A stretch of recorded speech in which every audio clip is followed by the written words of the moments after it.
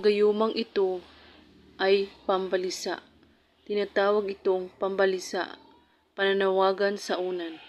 Narito ang mga hakbang upang gawin ito. Ihanda mo ang kandila, larawan sa taong mahal mo. Sa gabi, bago ka matulog, ay sindihan ang kandila at saka manalangin ng isang Ama namin at sumasampalataya. At pagkatapos manalangin, usalin ng 3 beses ang salitang ito. Habang tinitigtigan ang larawan ng taong pababalisahin mo.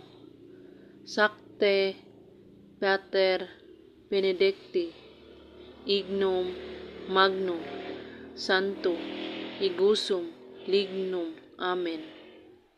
At pagkatapos ay pasok ang larawan sa ilalim ng punda ng unan at saka hampasin ito ng 3 beses habang binanggit o tinatawag ang buong pangalan ng inyong target.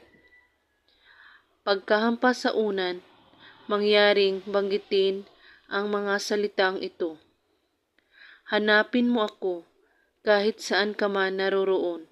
Hindi ka makakatulog sa araw at gabi na hindi ako ang laman ng puso't isipan mo.